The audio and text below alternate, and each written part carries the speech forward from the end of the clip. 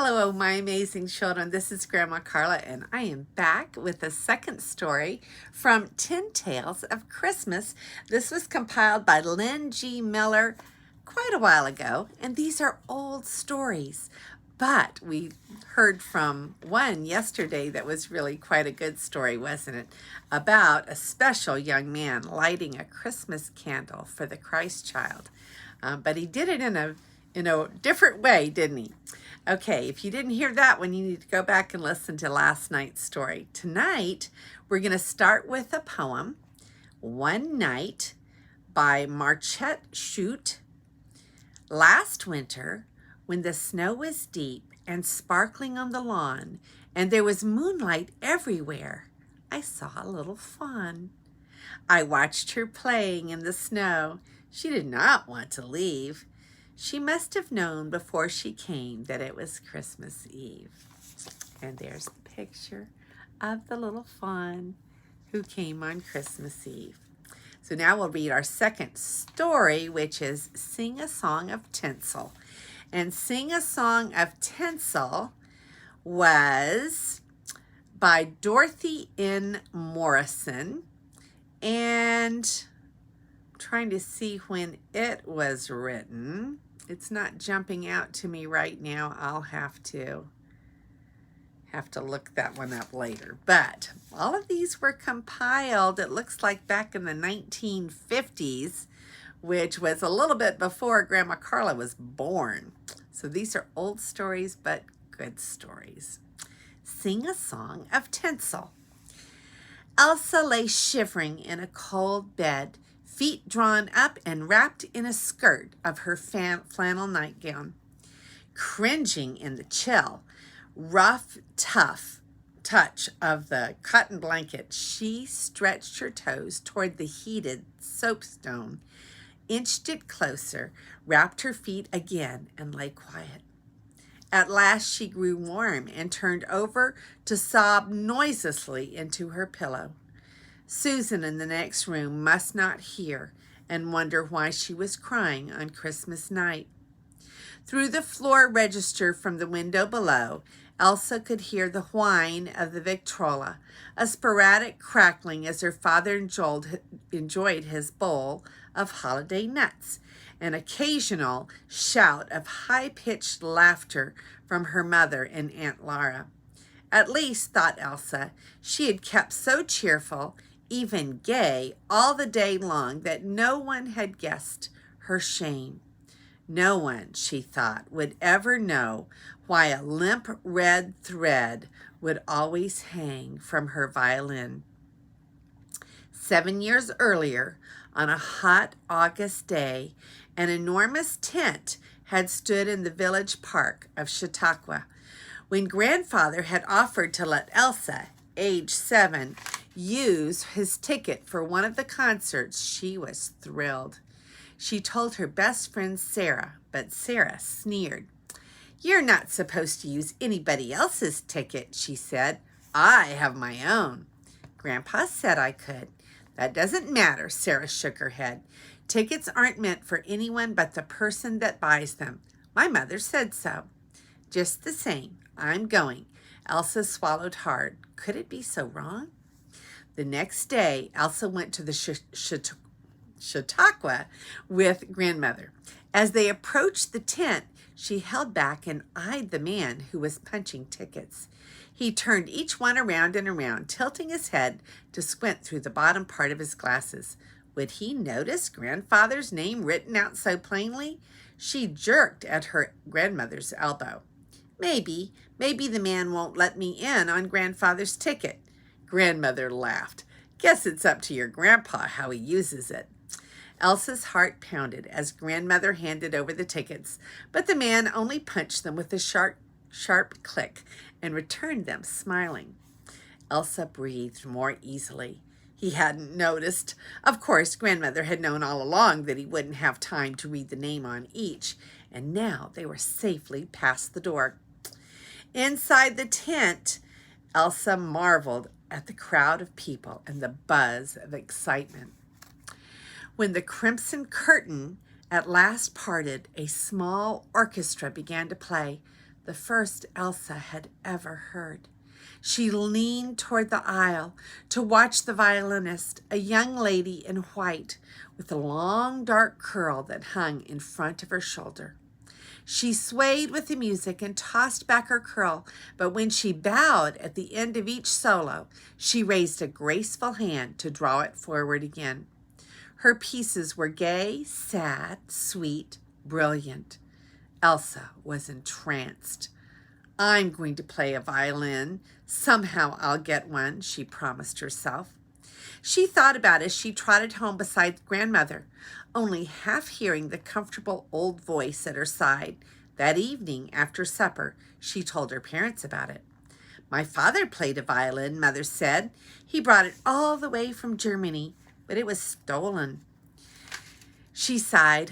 I don't know how we could get you another, Elsa, with the store just getting started. Maybe later. Her voice faltered. I could earn some money, suggested Elsa. You have so much mending. I'll sew all the buttons. Mother shook her head. That would be too hard, Elsa. Elsa turned to her father.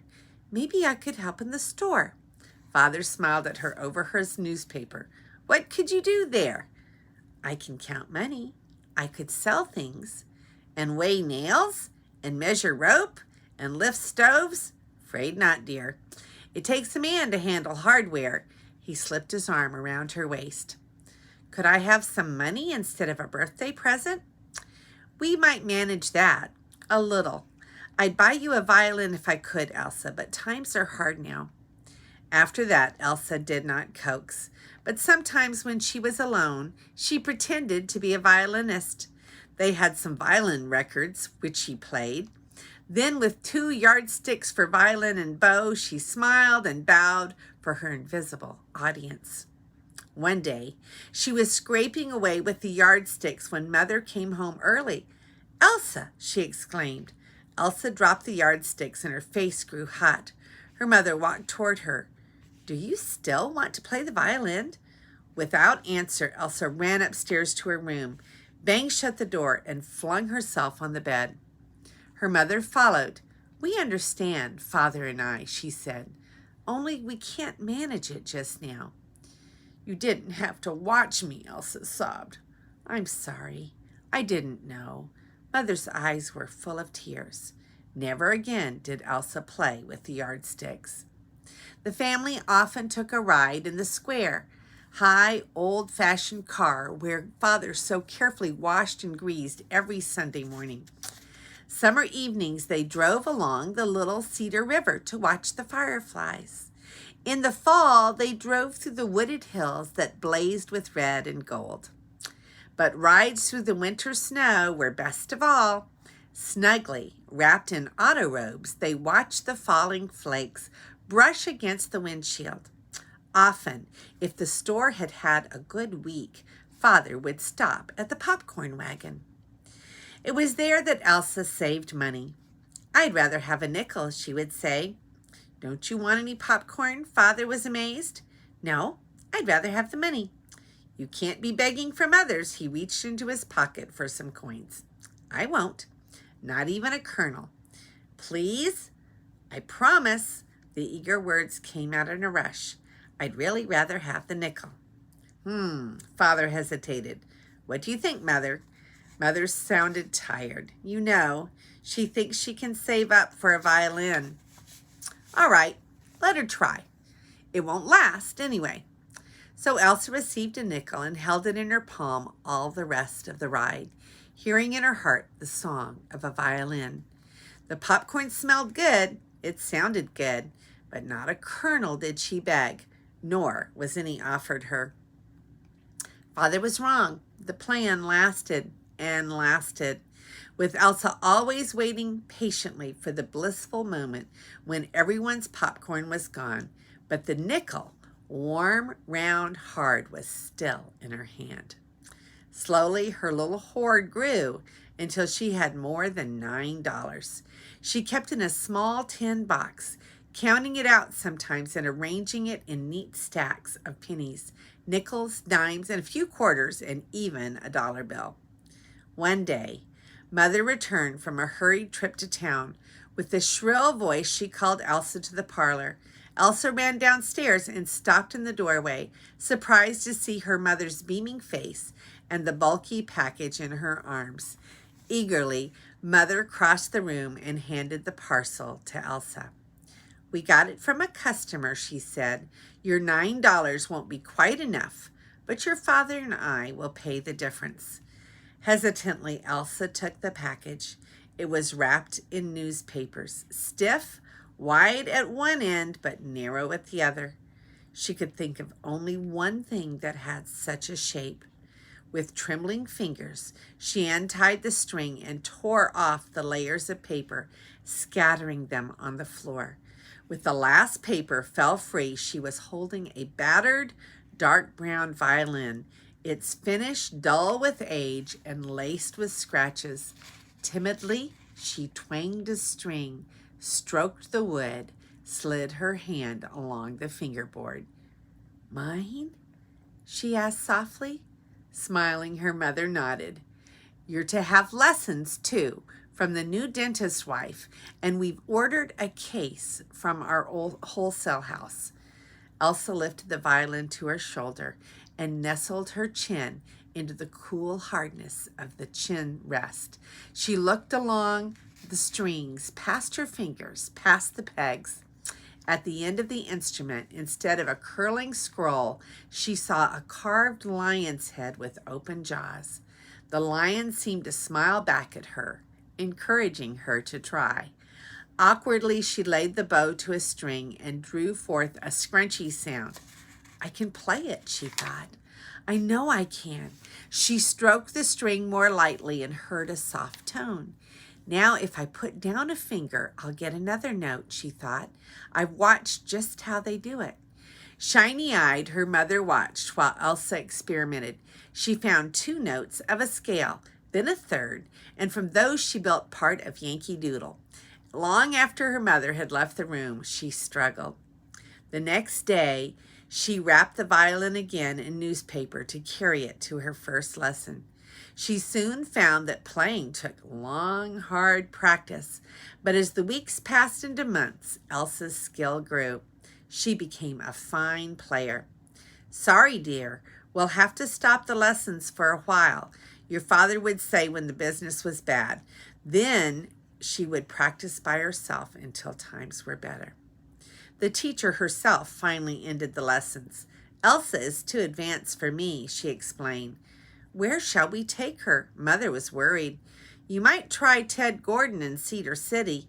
He plays only wind instruments, but he has some violin pupils and he gets good results. There isn't an expert string teacher anywhere close." Mr. Gordon was a tall, spectacled man, alert with quick movements and a wide grin. Elsa liked him at once, but his class was full. "At least hear her play," begged Mother. Mr. Gordon agreed and sat quietly with his hands clasped. When Elsa finished, he jumped up. "I'll take her, but she needs a better instrument." "Someday," said Mother, "when there's money. For now, lessons is all we can afford." That fall, they drove to Cedar City and Mr. Gordon every weekend. When drifting snows made the roads dangerous, Elsa made the trip by train. Because Elsa was small for 13, her parents told her to buy a half-fare ticket, and each time the conductor came around, she shrank trembling into her seat. One afternoon, he looked closely at her. "How old are you, young lady?" he asked. I'm 13, sir," she faltered. The mustache bristled as he looked from her to the ticket in his hand. "That's 40 cents more." "Yes, sir." Her cheeks burned as she paid the difference, cringing at the conductor's loud voice. All the way home, she crouched in the corner of the red plush seat, lurching with the train, staring through the window at the lonely landscape. When she reached home and told what had happened, she burst into tears. Her mother was indignant. "I don't think that conductor was one bit nice," she cried. "He needn't have been so cross." Elsa's blue eyes flashed. "That's not the point. The railroad charges by age. It was cheating. We're always cheating, she clenched her fist. Don't forget, all these lessons cost money, said her mother. If we don't cut corners, you can't take them. Elsa covered her face, sobbing. Her father patted her shoulder. We can manage the extra money, dear. It won't happen again. The year she was 14, Mr. Gordon asked for her help. Raymond Miles is to have a new violin for Christmas, a surprise, he said one day in November. Don't you dare tell. Not a soul. Elsa knew Raymond, a friendly boy whom she had once beaten in a contest. I have some violins here on trial, and I want to be sure Raymond gets the best. Would you help pick it out? Mr. Gordon showed her 3 violins. First, he said, play some scales, warm up. Elsa selected an instrument, laid it on her shoulder, and ran her fingers along the strings. She caught her breath as the notes tumbled from it. If Raymond has one of these, he might beat me in the next contest, she thought. She tried another, then the third, and then played them all again. Soon she discovered that one violin seemed stiff. Fast things are hard to play on this one, she thought. I hope Raymond gets it. No, I don't. He should have the best, but with this, he'd be easier to beat. Mr. Gordon, she knew, only played wind instruments. As good a teacher as he was, he had no interest in playing the violin. So Elsa tried hard to play well on the stiff violin. Sometimes it skips a quick note, she thought. I won't play very fast. Maybe he won't notice. What was the finest G string, Elsa? Oh, this one. Holding the stiff instrument, she played a few notes with all the resonance she could muster, thinking, of course, Mr. Gordon will have someone else playing them too. She switched to another, still thinking, for myself, I'd want this light-colored one that plays like the wind. When the test was finished, Mr. Gordon held the stiff violin and looked at it doubtfully. You picked this one every time, Elsa. He turned it over and continued. It does have a beautiful tone, but is it flexible? This is important too. He laid his hand on the light-colored instrument. This other also sounds beautiful, and you seem to play it with more ease. Are you quite sure? Quite. She looked down at the violin. Well then, how shall we mark it?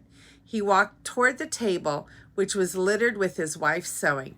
How about this red thread? Red for Christmas. After tying a thread around one peg, he proceeded with the rest of the lesson. Elsa played badly. I've cheated again, she thought. And cheating Raymond is worse than the railroad. A big company wouldn't notice the difference. But a violin means so much. She tried to tell her teacher, Mr. Gordon, there's something. Yes, Elsa. Never mind. All the weeks before Christmas, she thought of Raymond and his violin troubling Elsa.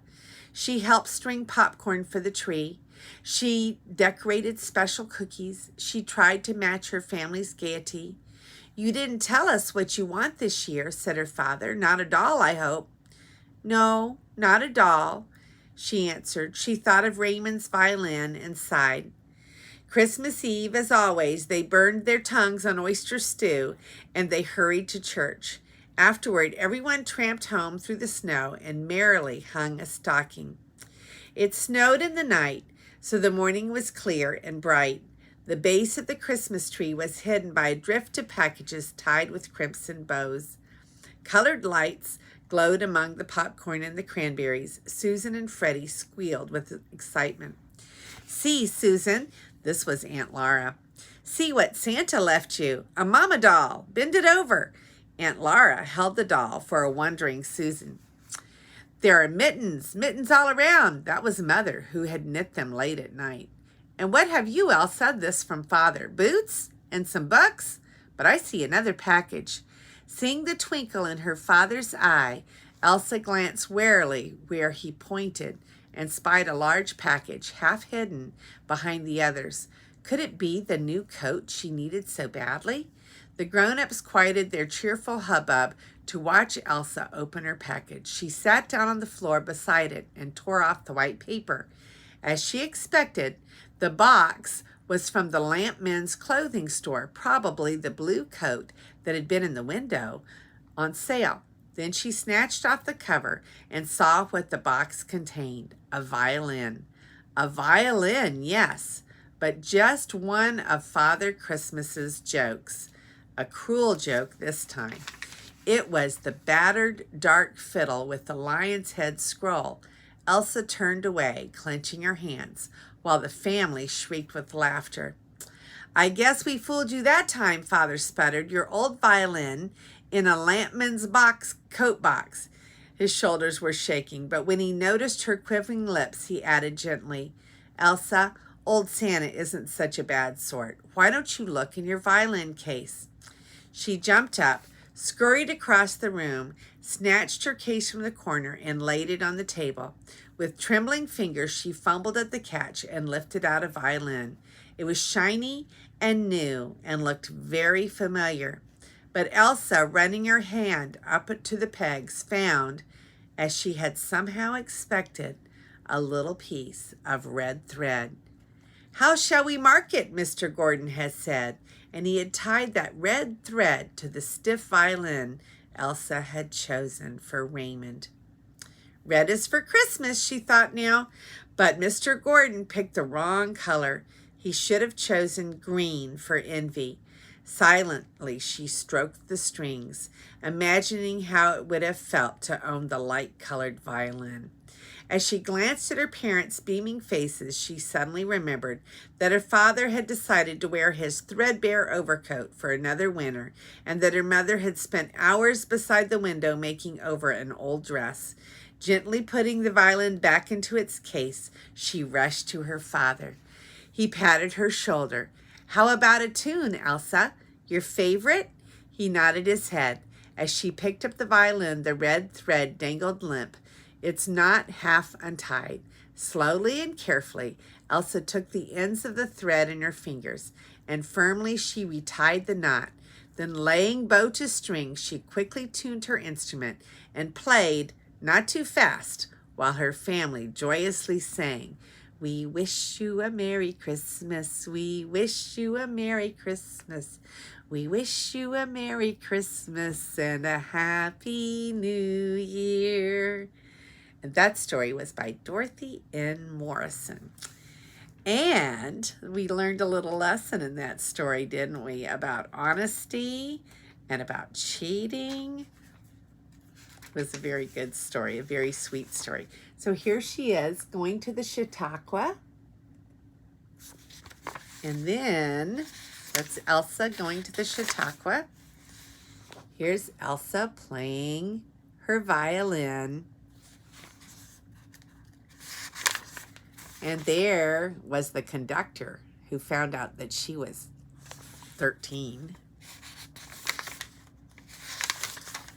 And there's the violin that she got because she chose it for Raymond. This is Grandma Carla, and I love you.